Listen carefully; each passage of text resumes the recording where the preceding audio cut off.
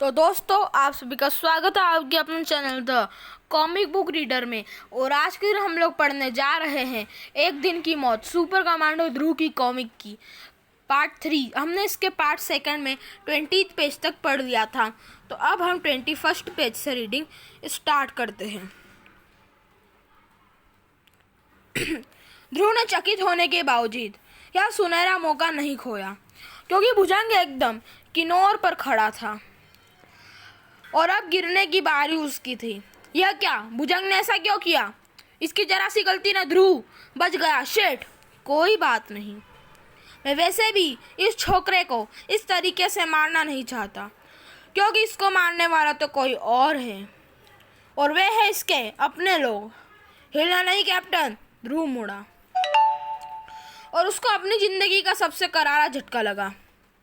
Peter, Renu, करीम और श्वेता, हम तुमको तुम्हारे जुर्म की सजा देने आए हैं। तुम सबके हाथों में पिस्तौल क्यों है? ये सब क्या हो रहा है? जुर्म? मैंने कौन सा जुर्म किया है? तुमने भुजंग पर जानलेवा हमला किया है ध्रुव, और भुजंग हमारा दोस्त है। तुम सब लोग पागल हो गए हो क्या? क्या श्वेता, तू भी? कमांडो अदालत तुम्हारा जुर्म की सजा तय कर चुकी है भैया। वह सजा है मौत। एक साथ 4 गोलियां ध्रुव के शरीर से टकराई। कुछ पलों के लिए ध्रुव का आश्चर्यचकित बंधन खड़ा हुआ और फिर लहराकर जमीन पर आ गिरा। ध्रुव को मौत की सजा मिल चुकी थी। ओफ, पल भर के लिए तो मुझे लगा कि ध्रुव मारेगा ही नहीं, लेकिन ध्रुव ने मरकर मेरी वह घबराहट दूर की। इस बात का जश्न कहीं और भी मनाया जा रहा था। मर गया। मेरे रास्ते का सबसे बड़ा कांटा दूर हो गया। अब मुझे कोई रोक नहीं सकता। श्वास मेरे गुलामों, अब इसकी लाश को उठा कर हमारे हेडक्वार्टर में ले चलो। और फिर, वाह, तुम लोगों ने मेरी सालों की मेहनत को सफल कर दिया है।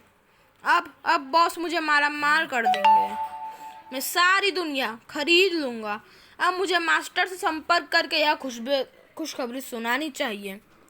कार्लो ने मास्टर से संपर्क किया करने के लिए पैनल की तरफ हाथ बढ़ाया और उसकी गर्दन एक शिकंजे में फंसी।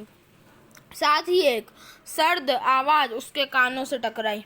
रुक जाओ कार्लो, अब यह खेल मेरे नियमों से खेला जाएगा, समझे? वह सर्द आवाज़ कार्लो के खून जमा देने के लिए काफ़ी थी। कौन हो तुम? जानो पहचान होने में समय लगता है कार्लो। पहले मैं अपना काम कर लूँ, तो फिर तुम मास्टर से संपर्क कर सकते हो। और फिर, कार्लो रिपोर्टिंग मास्टर, ध्रुव की लाश यहाँ आ गई है। हम जानते हैं कार्लो, आज तुमने हमारा सपना पूरा किया है। हम 24 घंटे के अंदर तुम्हारे पास पहुँच जाएंगे। तब तक तुम इसकी लाश को सुरक्षित रखो। और हाँ, अब भुजंग हमारे लिए बेकार हो चुका है। अब तुम उसकी कई महीनों से सुरक्षित रखी लाश को पुलिस के हवाले कर दो, क्योंकि इसकी चिता को हम अपने हाथों से आग लगाएंगे। तब तक तुम हमारे नए गुलाम की टेस्टिंग शुरू कर दो। जो आज्ञा मास्टर, मैं टेस्टिंग शुरू कर देता हूँ। कार्लो ने कंट्रोल पैनल पर कुछ बटन दबाए और एकाएक पूरे कक्ष में एक मशीन घरघराहट गूंजने लगी और एक पैनल खुलने लगा। अंदर खड़ी आकृति ने धीरे धीरे अपनी आंखें खोली। उसमें जीवन का संचार हो रहा था। वाह कार्लो, वाह, यह तो बहू वही है। यह आपके आदेश का इंतजार कर रहा है मास्टर। इसका पहला काम सौंप दो। काम हमारे वहाँ पहुँचने तक खत्म हो जाना चाहिए। ओवर। चलो, यह काम तो खत्म हुआ। तुम आखिर कौन हो? क्या चाहते हो? तुम्हारी चुप्पी कार्लो, और वह भी सिर्फ तब तक के लिए जब तक तुम्हारा मास्टर यहाँ न पहुँच जाए। उसके बाद अगर तुम बोल सको, जितना चाहे बोल लेना। और उसी रात शहर के सबसे बड़े ज्वेलरी स्टोर की चौकीदार के पास एक जाना पहचाना मेहमान आया। अरे ध्रुव साहब, आप यहाँ? मुझे खबर मिली है कि यहाँ डकैती हो रही है। नहीं साहब, किसी ने मजाक किया होगा। हमें तो लगातार पहरे पर ही है। मैं खुद देखना चाहता हूँ कि सब ठीक तो है या नहीं। दरवाज़ा खोलो। पहले मालिक को यहाँ बुला लो, फिर हम दरवाज़ा खोलेंगे। आ ओ। फिर एक करारा वार ही उसे चौकीदार को बेहोश करने के लिए काफ़ी था।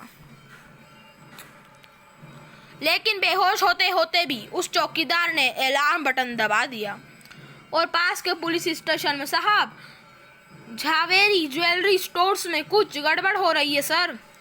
गड़बड़? और वह भी ध्रुव की रात की गश्त के वक्त? जरा चारों ओर हिम्मत तो देखो। चलो मेरे साथ, मैं भी तो देख लूं कि आखिर ये कौन हिम्मत वाला चोर है। शीघ्र ही, पुलिस आ रही है। ध्रुव, घर लेकर जल्दी से वहां से निकलो। आदेश पाते ही वह आकृति बाहर की ओर लपकी और उसका पूरा शरीर हेडलाइटों की रोशनी में नहा गया। सभी आश्चर्यचकित रह गए। अरे, यहाँ तो हमारा ध्रुव साहब है। सुपर कमांडो ध्रुव, कानून का रखवाला, आज डकैती डाल रहा है। तुम मामला समझ नहीं रहे हो इंस्पेक्टर। फिलहाल तुम मेरे रास्ते से हट जाओ। नहीं, हर कानून तोड़ने वाला मेरा दुश्मन है, फिर चाहे वह कोई भी हो। पकड़ लो इसे। लेकिन ध्रुव को पकड़ना किसी भी बुलडोजर को हाथ से रोकने समान था, और इससे पहले कि कोई भी पुलिस वाला अपने हथियार तान भी पाता, ध्रुव पास ही खड़ी एक गाड़ी में बैठकर निकल गया। रात के अंधेरे में ओझल हो गया। ध्रुव और डकैती कर यकीन करना ही मुश्किल है। यकीन काहे का साहब, आप तो जानते ही है कि यह सब। शट अप हवलदार। और ध्रुव जब वापस अपने अड्डे पर लौटा तो कोई उसकी अगवानी करने के लिए मौजूद था। आओ बहादुर आओ, तुमने आज हमारे दिल को ठंडक पहुंचा दी। कोई भी तुमको और तुम्हारी कमांडो फोर्स को देखकर यह नहीं कह सकता कि तुम असली नहीं बल्कि रोबोट हो। आज ग्रैंड मास्टर रोबो का सपना पूरा हुआ। जिस छोकरे ने मेरे अपराध जगत के ओलंपिक को तबाह किया था, आज मैंने उसको तबाह और बदनाम कर दिया। आज से ध्रुव ऐसे ऐसे काम करेगा कि दुनिया उस पर थूकेगी। इधर आओ कार्लो। जी ग्रैंड मास्टर, हमने फैसला किया है कि तुम्हारे इस महान आविष्कार के लिए तुमको एक इनाम दिया जाए। मौत का इनाम? मौत? क्यों मास्टर? तुमने आज तक हमारे प्लान को एक सीक्रेट बनाए रखा है, इसलिए अब यह हमारा कर्तव्य है कि यह प्रोजेक्ट हमेशा के लिए सीक्रेट ही रहे। और इसके लिए तुम्हारी जुबान को खामोश करना बहुत जरूरी है। मास्टर नहीं, मैं किसी से कुछ नहीं कहूँगा। अब तुम वैसे भी किसी से कुछ नहीं कह पाओगे। लेकिन कार्लो तक पहुँच पाने से पहले ही, यह क्या, मेरा गुलाम मुझ पर ही हमला करता है? साहब ग्रैंड मास्टर के हाथ से दूर जा गिरा। कार्लो धोखेबाज, तूने जानबूझकर ध्रुव के रोबोट के कंट्रोल अपने पास ही रखे। गद्दार। धोखेबाज कार्लो नहीं, तुम हो ग्रैंड मास्टर रोबो, जो अपने आदमियों को वफादारी के बदले में मौत का इनाम देते हो। बहुत बोलता है, यानी तुम? मैं तुम्हारा गुलाम रोबोट नहीं हूँ। रोबोट तुम्हारा गुलाम तो उधर कब्र में लेटा हुआ है। मैं सुपर कमांडो ध्रुव हूँ और यह मेरी असली कमांडो फोर्स है, जिसका काम तुमको अब इंटरपोल के हवाले करना है। रोबो पल भर में पूरी स्थिति समझ गया। तो आज तुमने मुझको दूसरी बार मात दे दी कमांडो, लेकिन मुझे पकड़ना तुझ जैसे छोटे छोटे बच्चों का खेल नहीं है। ना ना ना ना, हिलने की गलती मत करना, क्योंकि यह मल्टी बैरल गन है। एक ही बार में तुम सब के चीथड़े एक साथ उड़ा सकती हैं। तुम सब भुजंग से बच कैसे गए, यह जानना मेरे लिए बहुत जरूरी है, ताकि भविष्य में वह गलती दोबारा न करूं। यह जानने के बाद में तुम सब की चिता में अपने हाथों से गर्म गर्म आग लगाऊंगा। फिर मुझे सॉरी गाइस, इनकी चिंता की चिता छोड़कर अपनी कब्र की फिक्र करो मास्टर जी। जमीन के रेट आजकल बहुत ज़्यादा बढ़ गए हैं। कौन है रे तू छोकरी? उस छोकरी को तुम जैसे अपराधी चंडिका कहते हैं रोबो, और मेरे पास तुम्हारे सब सवालों का जवाब है। हालांकि कार्लो दी जीनियस के बनाए रोबोट के फिंगरप्रिंट तक असली जैसे थे, लेकिन यह समझना कोई बड़ा काम नहीं था कि वे सभी रोबोट हैं, और यह जानने के बाद उनको काबू में करना और भी आसान काम था। जानना चाहते हो कैसे? तो देखो। चंडिका श्वेता की तरफ लपकी और उसके हाथों को एक हल्के से दबाव से श्वेता के सीने का एक हिस्सा खुल गया।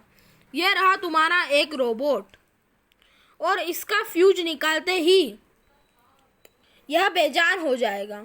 और अब इसकी कंप्यूटर प्रोग्रामिंग बदल अपना गुलाम बनाना बाएं हाथ का काम था। माय गॉड, यह श्वेता नहीं है। तो श्वेता कहाँ गई? घबरा मत ध्रुव, उसको मैंने पहले ही सुरक्षित जगह पर पहुंचा दिया है। यह जगह उससे जैसे डरपोकों के लिए नहीं है।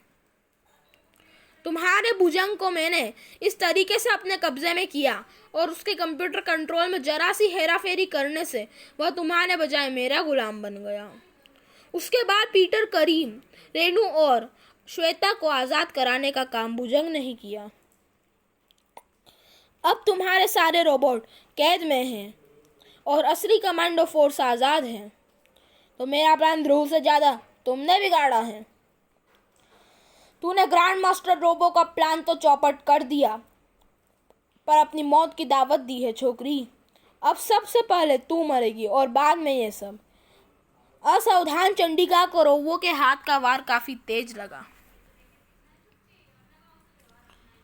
और जब सभी उसकी मदद को आगे बढ़े, रोबो की इस हरकत से ध्रुव की आंखों में खून उतर गया। मैं तुमको सही सलामत अंतर्राष्ट्रीय पुलिस के हवाले करना चाहता था रोबो, लेकिन चंडिका पर हाथ उठाकर तुमने वह मौका गवा दिया। अब तुम हवाला से पहले अस्पताल में जाओगे।